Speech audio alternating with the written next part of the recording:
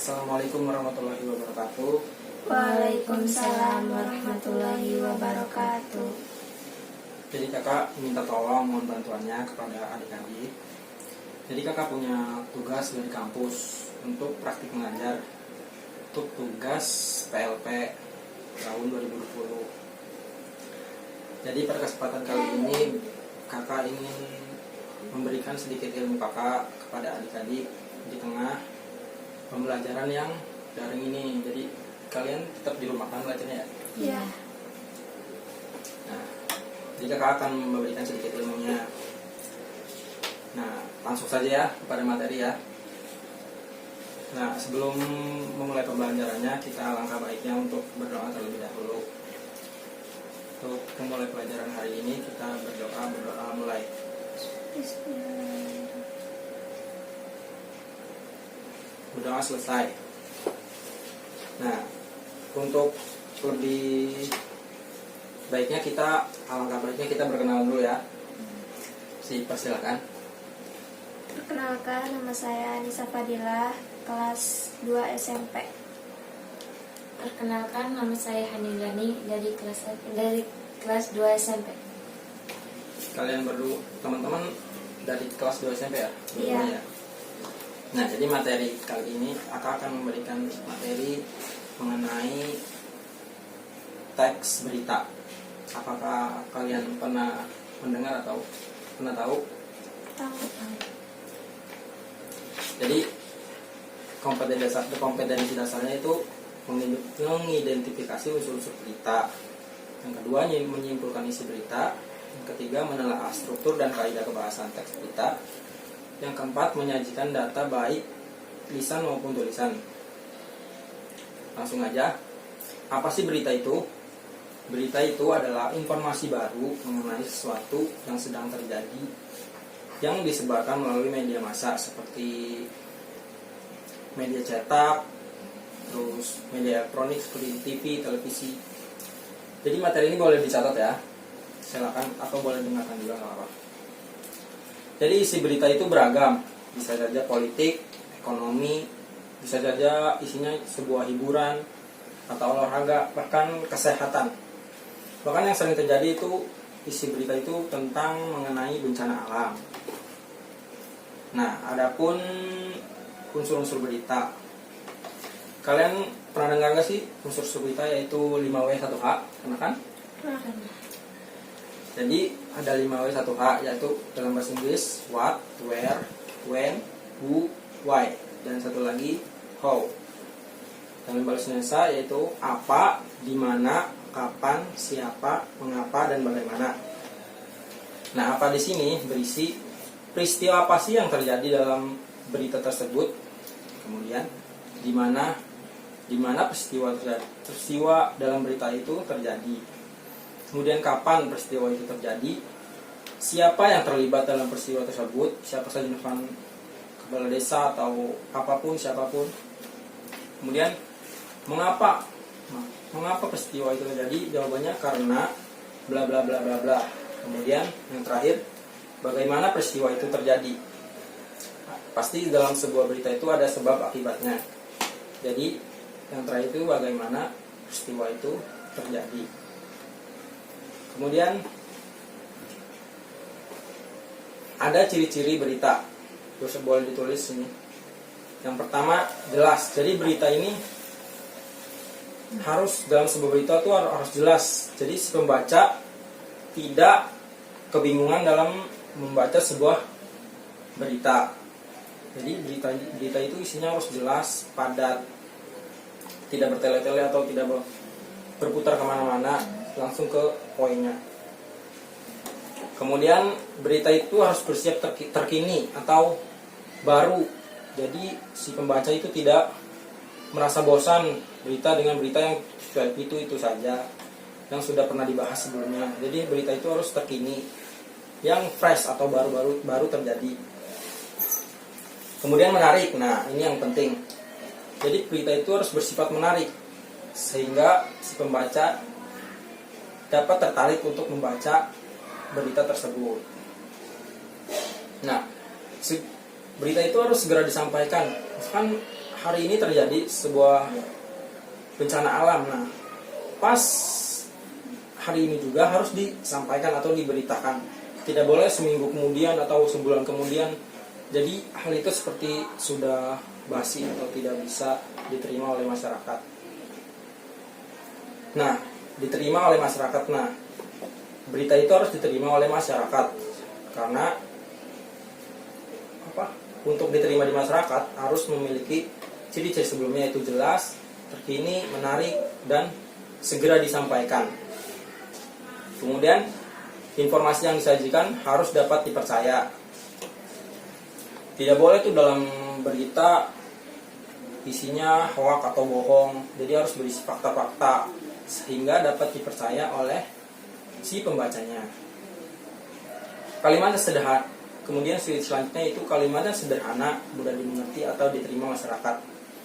Jadi dalam berita ini kan penikmatnya itu masyarakat umum ya, tidak memandang pendidikannya atau apanya. Jadi si berita itu harus memiliki kalimat yang sederhana, mudah dimengerti oleh semua kalangan, sehingga berita itu dapat dibaca oleh si pembacanya dengan baik.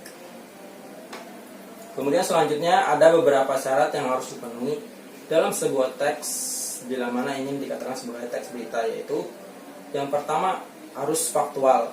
Jadi informasi yang diberitakan adalah peristiwa yang benar-benar terjadi atau nyata terjadi. Kemudian yang kedua aktual, peristiwa yang masih hangat atau baru-baru terjadi. Nah, tidak boleh kayak yang terjadi ciri-cirinya segera diberitakan. Misalkan peristiwanya terjadi hari ini, berarti harus diberitakan hari ini juga. Kemudian selanjutnya seimbang atau netral. Teks tidak boleh memihak kepada siapapun. Misalkan dalam kejahatan atau memberitakan sebuah sidang, nah si berita ini tidak boleh memihak manapun, harus netral sehingga pembaca dapat menikmatinya dengan baik. Kemudian lengkap. Umumnya penyajian teks berita memiliki unsur adik simba seperti yang tadi Watt atau 5W1H ya, dan harus memenuhi struktur teks berita. Kemudian berita ini harus sistematis, tata bahasa, cara penyajian, dan susunannya harus berurutan agar jelas dan mudah dipahami si pembaca. Seperti yang tadi, teks berita juga harus menarik. Perlu menggunakan judul yang memikat atau menggugah hati seorang agar tertarik untuk membaca informasi yang hendak diberitakan. Sangat penting memang menarik ini, sehingga pembaca dapat tertarik untuk membaca berita. Kemudian ada strukturnya, yaitu ada headline atau judul, deadline atau teras atau lead, kemudian tubuh berita atau isi berita, terus penutup. Nah, judul ini harus menarik seperti yang tadi diciri-ciri, dan sebuah bagian-bagian yang harus syarat-syarat harus menarik judulnya. Terus deadline harus segera mungkin diberitakan, tidak boleh nanti, dan harus dapat tanggal berita atau waktu beritanya, kapan terjadi peristiwa tersebut. Kemudian tubuh beritanya, yaitu isi berita, harus terperinci, harus fakta, berdasarkan fakta-fakta yang ada di lapangan. Tidak boleh ada tambahan dari berita bohong. Kemudian penutup. Nah, penutup ini sedikit kurang penting ya. Kemudian selanjutnya ada kaidah-kaidah kebahasaan dalam teks berita. Yang pertama, kata keterangan atau adverbia atau waktu atau tempat. Misal contoh dalam sebuah berita ya, sekitar pukul pukul 12:45 waktu Indonesia Barat, langit Riau tampak mendung 10 hari menjelang Lebaran atau Sabtu 15 bulan 11, pelabuhan penyeberangan Merak mulai dipadati truk. Nah, jadi dalam contoh berita tersebut terdapat keterangan adverbia atau waktu dan tempat. Seperti waktunya itu pukul 12:45 waktu Indonesia Barat dan tempatnya itu di Riau. Kemudian kaidah kebahasaan yang kedua, kata kerja mental. Kata kerja mental ini menunjukkan respon atau sikap seseorang terhadap suatu tindakan. Misalkan contoh, merasa tertipu, para korban langsung melapor ke polisi. Jadi merasa tertipu ini merupakan kata kerja mental. Kemudian yang ketiga dari kaidah kebahasaan yaitu kata kerja atau verba. Kemudian ada kata baku dan tiada baku. Nah, ini contohnya. Bisa ditulis atau bisa dilihat juga. Kata baku itu aktif pakai F, bukan pakai F. Kadang-kadang orang juga salah menyebutkan atau cara menuliskan. Biasa juga orang-orang pada umumnya menyebutkan apotik, bukan apotek. Sebenarnya yang baku itu apotek, bukan apotik. Kemudian karena, KRENA itu yang baku, dan karena itu yang tidak baku. Kemudian November pakai V, bukan pakai P. Yang baku itu pakai V, bukan pakai P. Kemudian foto pakai F, ini sudah diketahui ya kalau foto. Kemudian bus itu pakai U yang baku. Nah, ya biasanya yang orang-orang katakan itu pakai I, bis. Kemudian praktik, yang baku itu praktik dan yang tidak baku praktek. Kemudian yang terakhir yaitu nasihat. Biasanya orang juga menuliskan atau menyebutkan nasihat, padahal yang baku itu nasihat.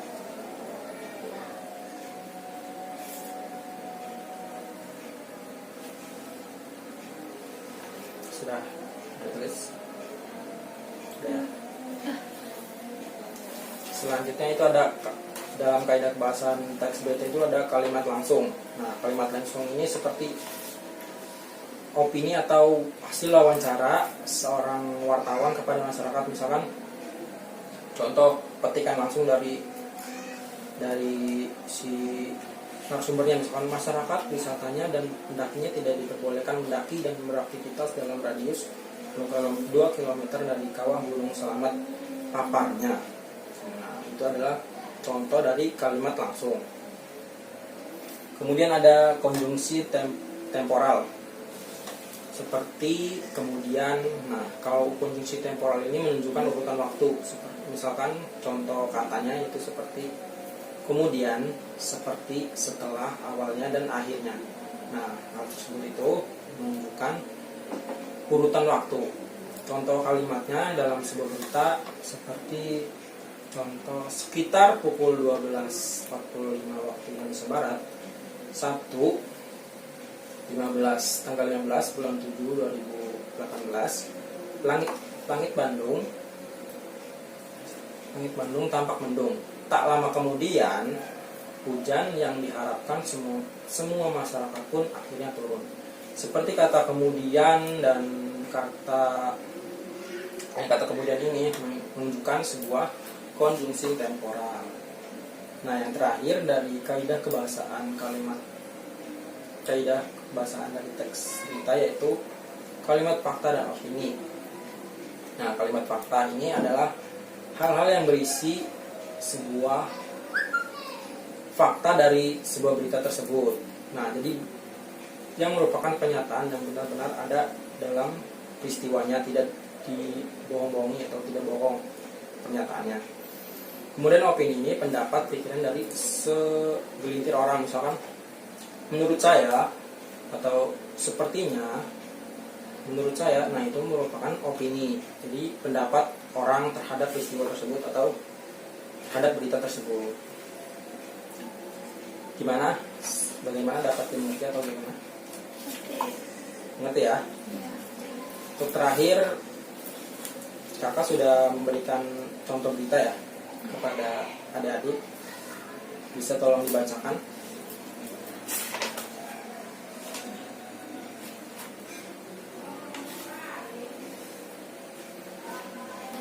Ya, dibacakan. Puluhan warga Kota Bogor Jumat 11 bulan Juli menurunkan dan membakar baliho dan spanduk-spanduk berukuran besar.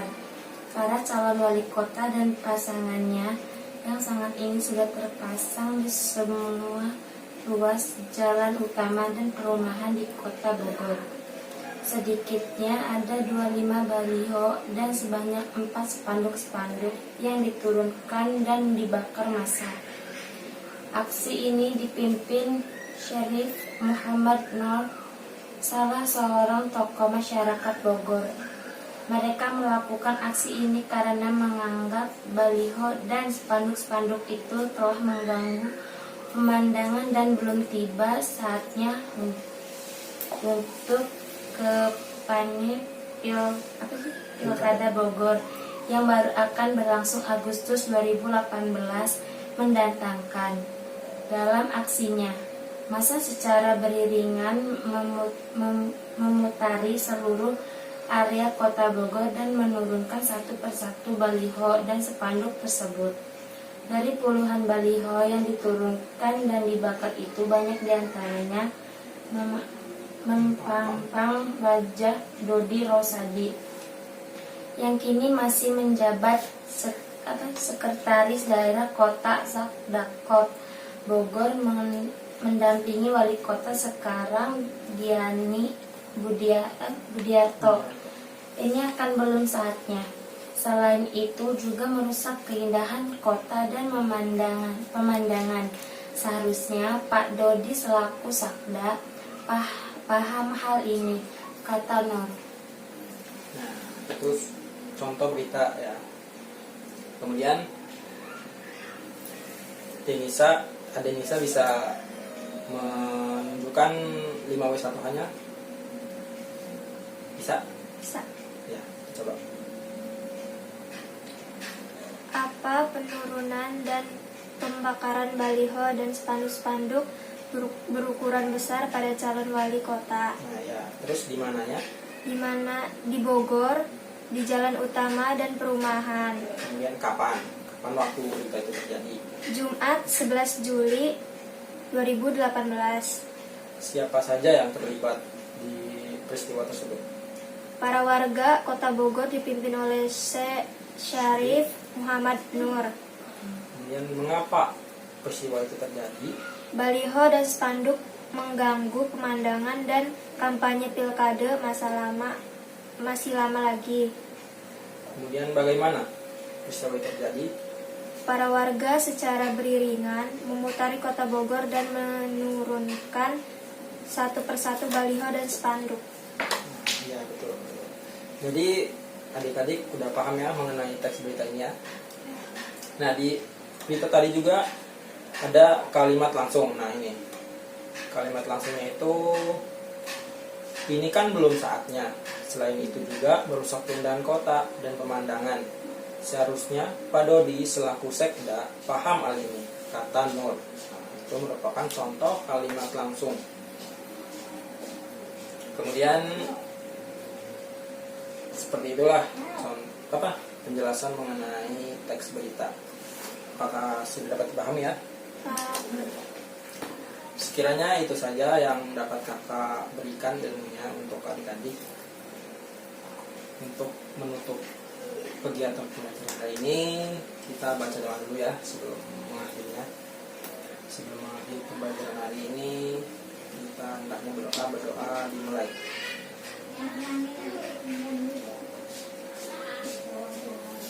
Doa selesai.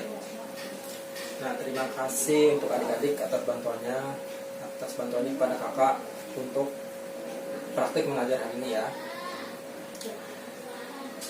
Jika ada kesempatan lain waktu kakak ingin mengajar lagi. Terima kasih ya. Assalamualaikum warahmatullahi wabarakatuh. Waalaikumsalam warahmatullahi wabarakatuh. Oh ya, terakhir untuk jargon PLP 2020 ikutin kakak ya. Jargonnya itu PLP 2020 Untirta sukses ya. 1, 2, 3. PLP 2020 Untirta Sukses.